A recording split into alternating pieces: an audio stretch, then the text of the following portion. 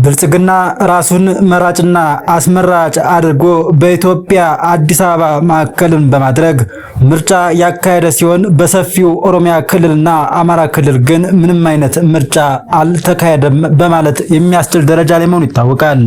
ይሁን እንጂ በአማራና በኦሮሚያ ክልል 80% በሚባሉ ቀጠናዎች የተለያዩ ግጭቶችና ወታደራዊ እንቅስቃሴዎች የሚካሄዱባቸውና የትጥቅ ትግል የሚካሄዱባቸው መሆኑ ይታወቃል።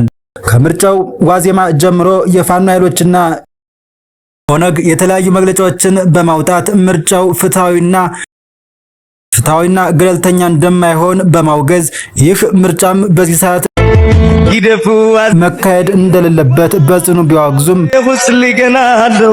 እቅዶችም ቢዘጉም ነገር ግን ጥያቄያቸውን ችላ በማለት በወታደራዊ ግጭት ብቻ ጥያቄዎችን ምላሽ አስገኛለሁ ያለው የብልጽግናው አገዛዝ ቀድሞውንም ምርጫውን አሸነፍኩ ለማለት ያቀደውን ምርጫም በማናለብኝነት አንዳንድ ታላላቅ ከተሞች ላይም አደረገም። በምርጫው ዕለትም የተለያዩ የሴፍትኔት ተጠቃሚዎችና የመንግስት ሰራተኞችን አስገድዶ ካርድ በማስወጣት ምርጫውም በአስገዳጅነት ብልጽግናን መምረጥ እንዳለባቸው ቀድሞውኑ ተከትቧቸው ምርጫው ተከናወነም። በዛሬው ዕለትም በሰባተኛው ጠቅላላ ምርጫ ብልጽግና ፓርቲ 438 የህዝብ ተወካዮች ምክር ቤት መቀመጫዎችን በማግኘት አሸነፈ ሲል የብልጽግና እህት ኩባንያ የሆነው ምርጫ ቦርድ ይፋ አድርጓል።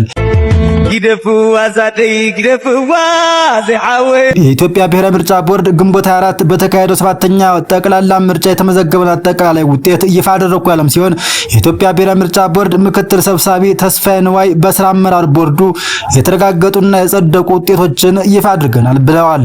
በዚህም መሰረት ብልጽግና ፓርቲ 438 የህዝብ ተወካዮች ምክር ቤት መቀመጫዎችን አግኝቷል፣ አሸንፏልም ብለዋል።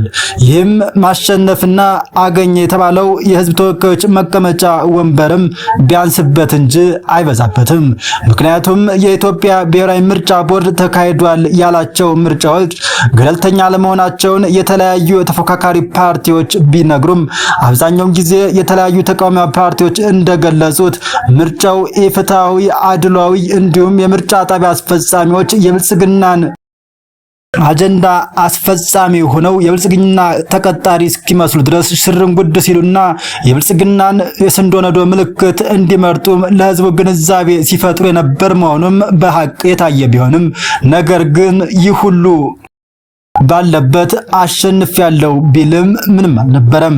አሁን ላይም ቀጣይ ታክሲ ከፍተኛ ዋጋ 50 ብር፣ ጤፍም ለምልክት የሚታይ ይሆናል።